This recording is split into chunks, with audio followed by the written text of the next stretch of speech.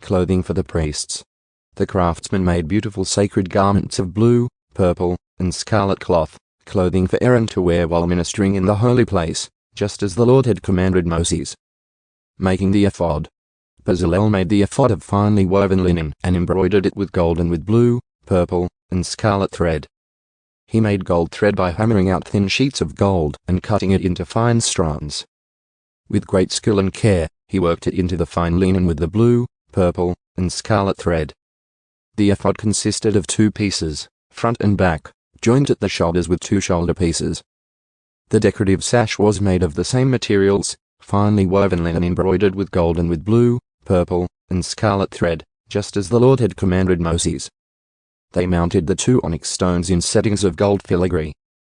The stones were engraved with the names of the tribes of Israel, just as a seal is engraved.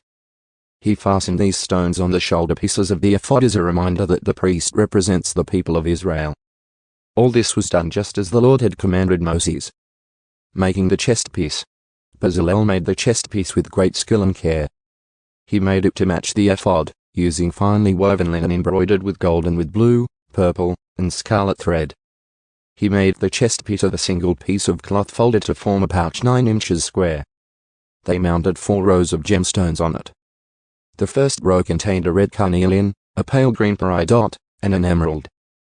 The second row contained a turquoise, a blue lapis lazuli, and a white moonstone. The third row contained an orange jacinth, an agate, and a purple amethyst. The fourth row contained a blue-green beryl, an onyx, and a green jasper.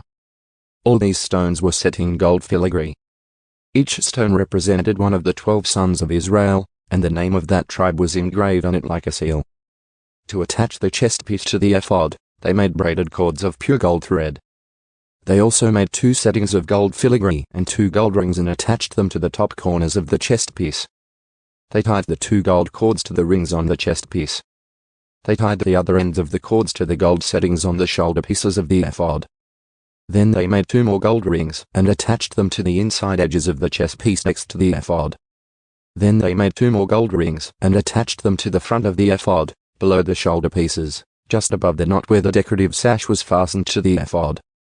They attached the bottom rings of the chest piece to the rings on the ephod with blue cords. In this way, the chest piece was held securely to the ephod above the decorative sash. All this was done just as the Lord had commanded Moses. Additional clothing for the priests. Bezalel made the robe that is worn with the ephod from a single piece of blue woven cloth, with an opening for Aaron's head in the middle of it. The opening was reinforced with a woven collar so it would not tear.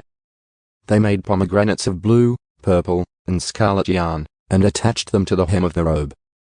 They also made bells of pure gold and placed them between the pomegranates along the hem of the robe, with bells and pomegranates alternating all around the hem. This robe was to be worn whenever the priest ministered before the Lord, just as the Lord had commanded Moses. They made tunics for Aaron and his sons from fine linen cloth. The turban and the special head coverings were made of fine linen, and the undergarments were also made of finely woven linen.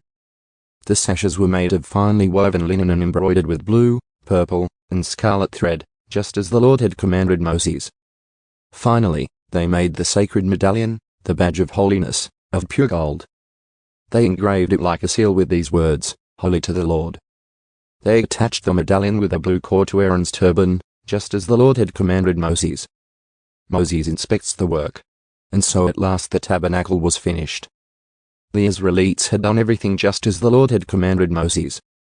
And they brought the entire tabernacle to Moses. The sacred tent with all its furnishings, clasps, frames, crossbars, posts, and bases. The tent coverings of tanned ram skins and fine goatskin leather. The inner curtain to shield the ark. The Ark of the Covenant and its carrying poles. The ark's cover, the place of atonement. The table and all its utensils. The bread of the presence. The pure gold lampstand with its symmetrical lamp cups, all its accessories, and the olive oil for lighting. The gold altar. The anointing oil and fragrant incense. The curtain for the entrance of the sacred tent. The bronze altar. The bronze grating and its carrying poles and utensils. The wash basin with its stand. The curtains for the walls of the courtyard. The posts and their bases. The curtain for the entrance to the courtyard. the ropes and tent pegs, all the furnishings to be used in worship at the tabernacle, the beautifully stitched garments for the priests to wear while ministering in the holy place, the sacred garments for Aaron the priest, and the garments for his sons to wear as they minister as priests. So the people of Israel followed all of the Lord's instructions to Moses. Then Moses inspected all their work. When he found it had been done just as the Lord had commanded him, he blessed them.